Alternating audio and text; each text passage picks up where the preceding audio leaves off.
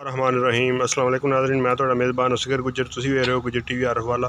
हर रोज़ तरह अज एक बेहतरीन ते आला वीडियो नाल हाज़र होए हैं।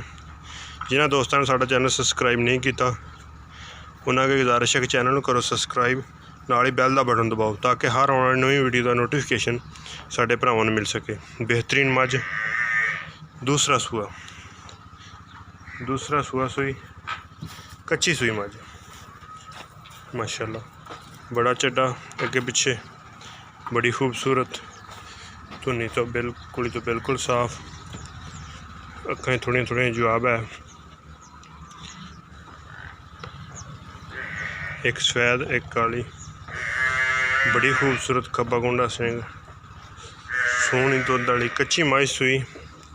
अज टाइम मझ कोई चोन का 10 तो 11 लीटर मुकम्मल दुध का, 10 तो 11 किलो मझ को दुध का मुकम्मल।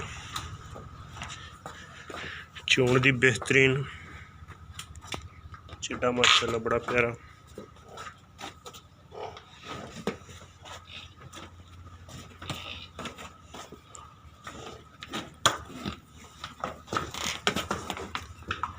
कट्टी माशाअल्लाह मझ दी है, पिछले दोवें पैर सफेद, बड़ी खूबसूरत। अज तीसरा दिन मझ सूई नूं।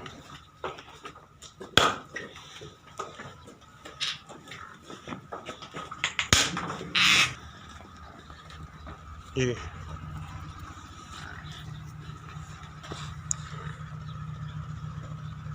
बड़ा प्यारा चोन है मझ नूं, एक हड्डी दी खूबसूरत चोन की गारंटी होएगी इंशाअल्लाह, चोन की बिल्कुल क्लीयर होएगी।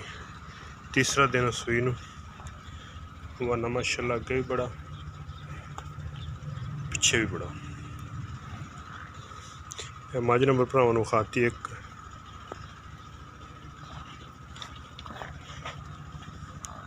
हुण इस तो बाद विखाने मझ नंबर 2 भरावां नूं। मझ दियां भरावां नूं करातियां तसल्लियां, एक सफेद एक थोड़ा जिहा टक है।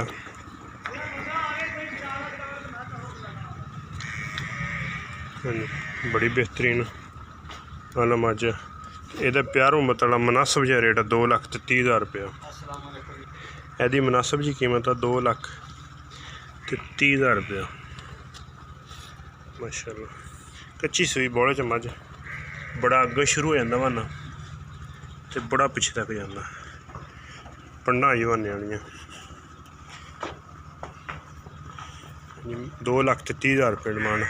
है मझ दुकाने 2 नंबर, दूसरे नंबर पर बड़ा प्यारा थान लै चलो, बड़ा पुट्ठा चौड़ा, बड़ी लंबाई च मझ। एह्दियां अखां दोवें चिट्टियां सफेद,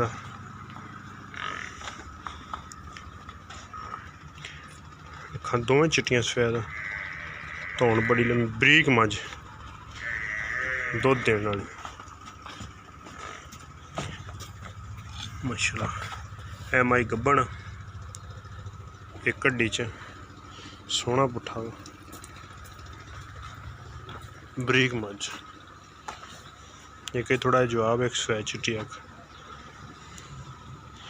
एह्दा भी बड़े मकूल जे मुनासिब जे रेट 1,95,000 रुपया, 1,95,000 रुपया। नंबर है साडा 0300 56 72 355। यही व्हाट्सएप ते यही मतलब नंबर। उम्मीद करने का दी वीडियो आएगी भरावां नूं पसंद। बड़ा प्यारा थाना माशाअल्लाह, पसंद आंदी लाइक तो शेयर जरूर करना तो माशाअल्लाह दे कमेंट्स लाजमी देना। बनो जी ठीक जी, अज की वीडियो आएगी भरावां नूं पसंद आंदी लाइक तो शेयर जरूर करना, माशाअल्लाह दे कमेंट्स लाजमी देना। एक अगली तो नवी बेहतरीन वीडियो ना मिलांगे। अल्लाह हाफ़िज़।